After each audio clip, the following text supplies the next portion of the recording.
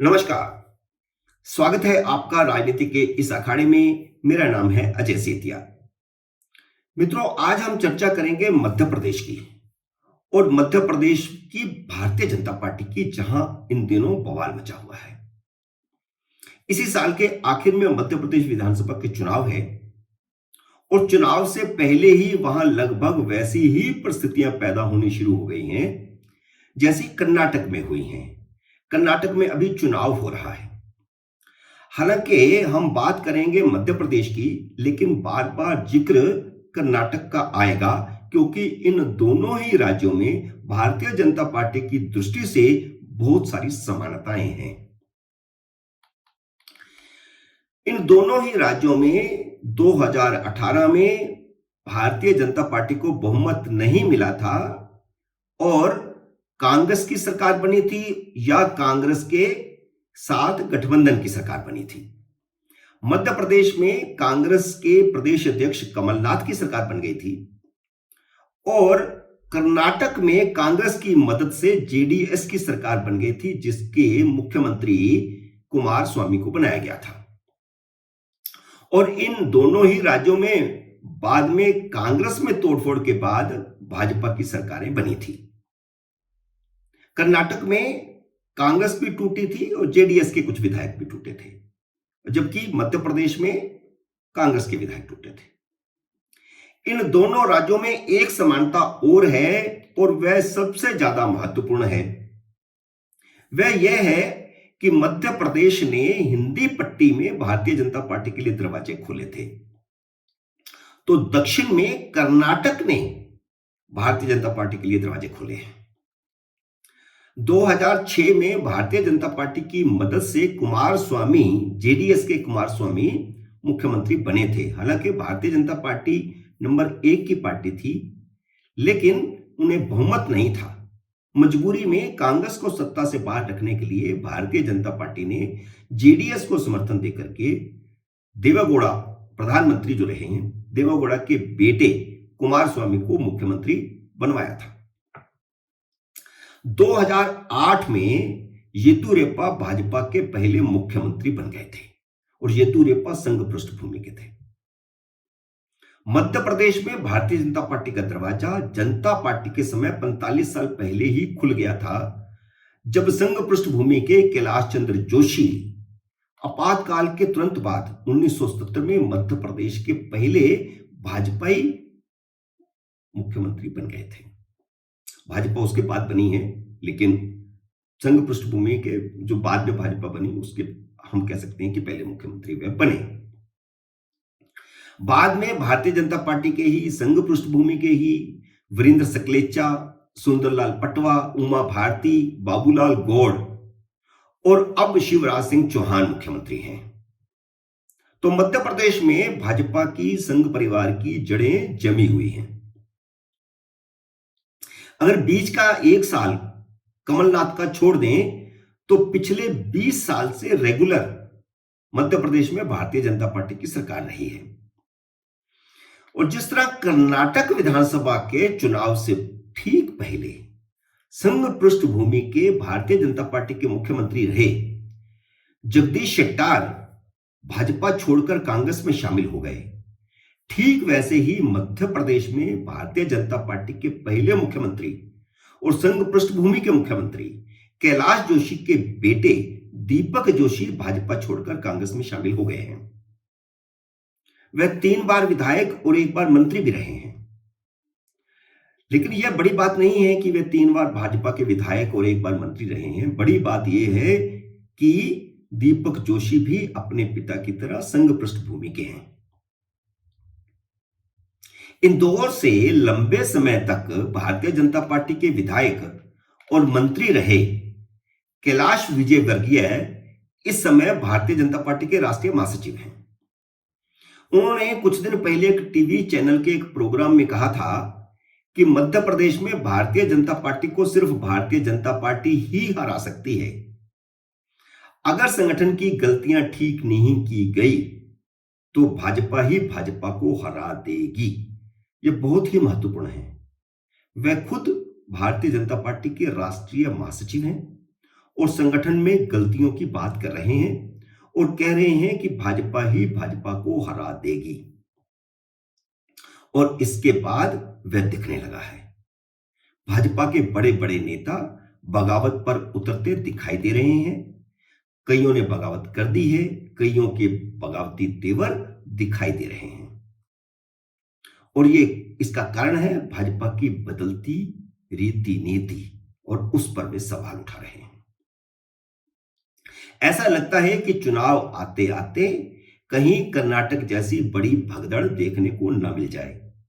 कर्नाटक में संघ पृष्ठभूमि के मुख्यमंत्री और संघ पृष्ठभूमि के उप मुख्यमंत्री रहे दो बड़े नेता तो कांग्रेस में गए ही हैं। इसके अलावा भी बहुत सारे विधायक जिनको टिकट नहीं मिला वे भी कांग्रेस में चले गए हैं। और अब इसकी वजह होंगे अगर मध्य प्रदेश में भी यह भगदड़ मचती है, और जिसकी संभावनाएं दिख रही हैं, तो इसकी वजह होगी 3 साल पहले कांग्रेस की सरकार गिराकर भाजपा की सरकार बनवाने वाले ज्योतिरादित्य सिंधिया। वही ज्योतिरादित्य सिंधिया अब भाजपा के लिए सिरदर्द बन गए हैं। उनके कारण तब कांग्रेस में बगावत हुई थी और उनकी सरकार गिरी थी।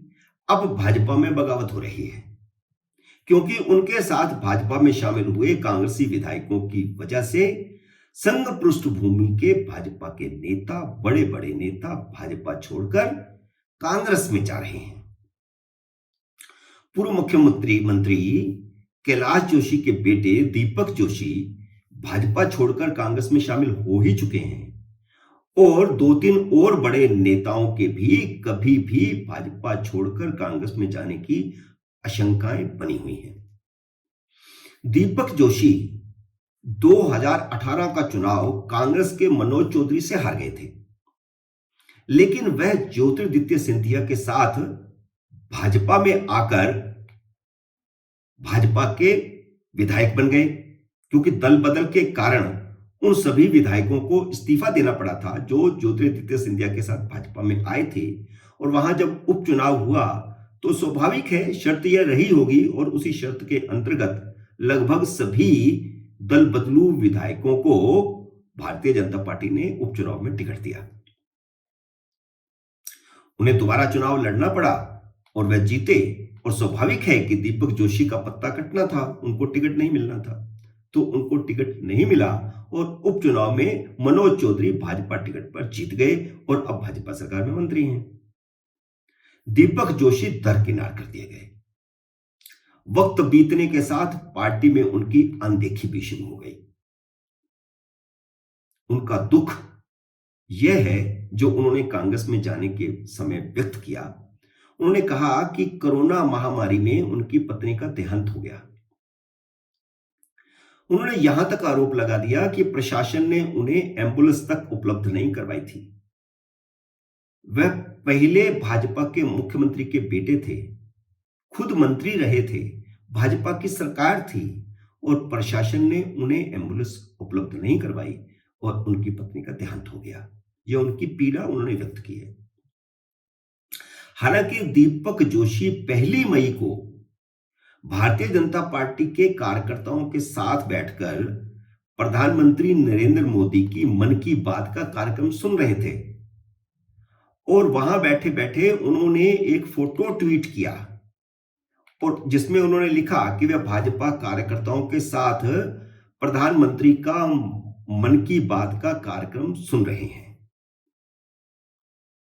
लेकिन अगले ही दिन 2 मई को सिर्फ 24 घंटे बाद उन्होंने ऐलान कर दिया कि वह 6 मई को भारतीय जनता पार्टी छोड़कर कांग्रेस में शामिल हो जाएंगे, और 6 मई को बाकायदा वे कांग्रेस में शामिल हो गए।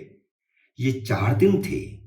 इन 4 दिनों में भारतीय जनता पार्टी के नेताओं ने उन्हें मनाने की कोई कोशिश नहीं की, और जब वे कांग्रेस में शामिल होने गए, प्रदेश कांग्रेस अध्यक्ष कमलनाथ ने उनका स्वागत किया, तो उस समय वह अपने साथ अपने पिता कैलाश जोशी का एक बड़ा फोटो भी ले गए थे, जिस पर कांग्रेस के सभी नेताओं ने माल्यार्पण किया। और दीपक जोशी के बाद अब पूर्व विधायक भंवर सिंह शेखावत भी बगावत पर उतरते हुए दिखाई दे रहे हैं। शेखावत का कारण भी ज्योतिरादित्य सिंधिया ही है। ज्योतिरादित्य सिंधिया के साथ भाजपा में शामिल हुए राज्यवर्धन सिंह, जो उनकी सीट से अब पक्के उम्मीदवार हो गए हैं। धार जिले की जिस बदनावर सीट से राज्यवर्धन सिंह अब भाजपा के विधायक हैं और मंत्री भी हैं, 2013 में वहां से भंवर सिंह शेखावत जीते थे, लेकिन 2018 में राज्यवर्धन सिंह से हार गए। राज्यवर्धन सिंह बाद में भाजपा में आ गए, वह भाजपा ही हो गए और शेखावत को संकेत मिल गए हैं कि पार्टी इस बार राज्यवर्धन सिंह को ही उम्मीदवार बनाएगी। उनके पार्टी छोड़ने के संकेत दीपक जोशी के भाजपा छोड़ने पर आए उनके बयान से मिलते हैं। उन्होंने कहा कि कोई भी आदमी पार्टी नहीं छोड़ना चाहता, लेकिन परिस्थितियां ऐसी पैदा कर दी जाएं तो बेचारा क्या करेगा। शेखावत ने खुलकर कहा है कि सिंधिया समर्थकों के भाजपा में आने के बाद भाजपा की अपनी जमीन खोखली हो गई है। भारतीय जनता पार्टी के मंत्रियों पर कभी इतने भ्रष्टाचार के आरोप नहीं सुने थे जो आज लग रहे हैं। तो स्वाभाविक है वे उन विधायकों, उन मंत्रियों की बात कर रहे हैं जो कांग्रेस से भाजपा में आए हैं और भ्रष्टाचार के दलदल में फंसे हुए। उन्होंने कहा कि ज्योतिरादित्य सिंधिया के साथ आए लोगों ने खुलेआम लूट मचा रखी है। वह अपने हल्के बदनावर का उदाहरण देकर के कहते हैं कि भाजपा के विधायक और मंत्री राज्यवर्धन सिंह जमीनों पर कब्जा कर रहे हैं, सारी खदानों पर कब्जा करके अवैध खनन चालू करवा दिया है, जुआ सट्टा खुलेआम चल रहा है। सिंधिया समर्थकों के आने के बाद से पार्टी की बदनामी हो रही है। इंदौर भाजपा के दिग्गज नेता और वरिष्ठ कवि सत्यनारायण सत्तन ने अपनी ही पार्टी पर तंज कसते हुए कहा है कि आंध्र और कर्नाटक में भाजपा घुस गई फाटक में, अब फाटक में घुसी हुई भाजपा का क्या हश्र होगा यह देखना है। उन्होंने भी ज्योतिरादित्य सिंधिया के भाजपा में आने के बाद हो रही पार्टी की दुर्दशा पर सवाल उठाए हैं। उन्होंने कहा है कि सिंधिया अपनी गर्ज से भाजपा में आए थे, भाजपा को कोई गर्ज नहीं थी। सिंधिया यह कहकर भाजपा में आए थे कि कांग्रेस में उनका सम्मान नहीं हो रहा, उन्हें सम्मान नहीं दिया जा रहा। सिंधिया भाजपा के शरणागत हुए थे, उनका स्वार्थ हल हो गया है, लेकिन भाजपा के पुराने कार्यकर्ताओं की अनदेखी भाजपा को बहुत महंगी पड़ेगी। हालांकि वे मानते हैं कि भाजपा के नेता कांग्रेस में जाकर एडजस्ट नहीं हो सकते। इस मामले में वे सरताज सिंह का उदाहरण देते हैं, जो कांग्रेस में जाकर राजनीति के बियाबान में खो गए हैं। मित्रों, इस वीडियो में इतना ही। उम्मीद है मेरा यह विश्लेषण आपको पसंद आया होगा। इसे लाइक और शेयर करें और अगर आपने अभी तक मेरे YouTube चैनल को सब्सक्राइब नहीं किया तो कृपया सब्सक्राइब करके अपना आशीर्वाद दें।